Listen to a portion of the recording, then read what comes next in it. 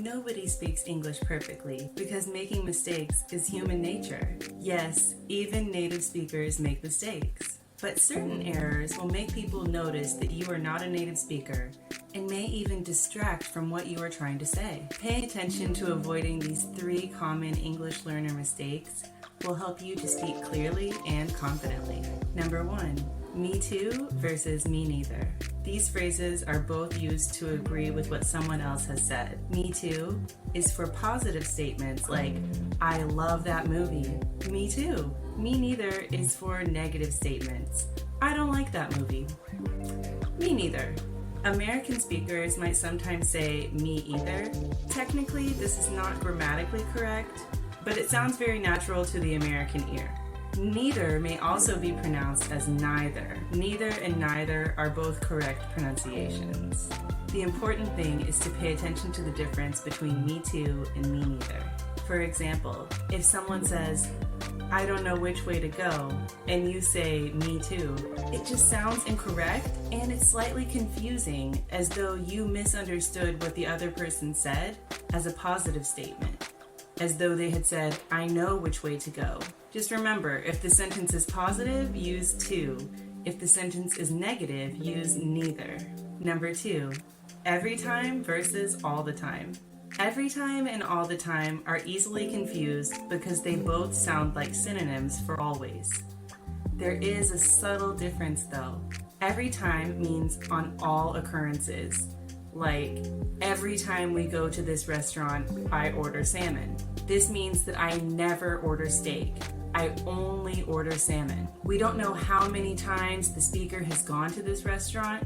It could be 3 times, it could be 20 times. But each individual meal has been salmon. All the time means something more like frequently or a lot, but not necessarily always. We don't know how many times exactly, but more than a few is implied. I order the salmon all the time means that I have ordered the salmon many times, but it doesn't mean that I only order the salmon.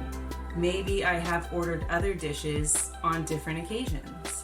Number 3, 0 articles with abstract nouns. There is a lot of emphasis on choosing the, or an before singular nouns, and the before specified plural nouns.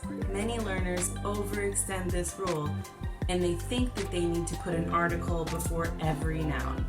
This is not the case.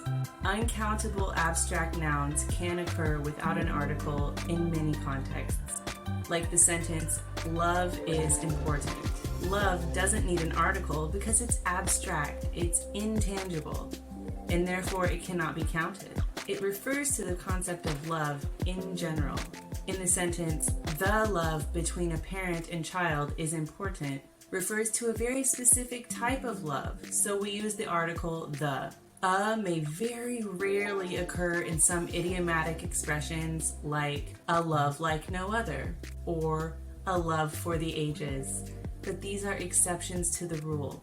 The rule is, do not place an article before general uncountable nouns. You earn money.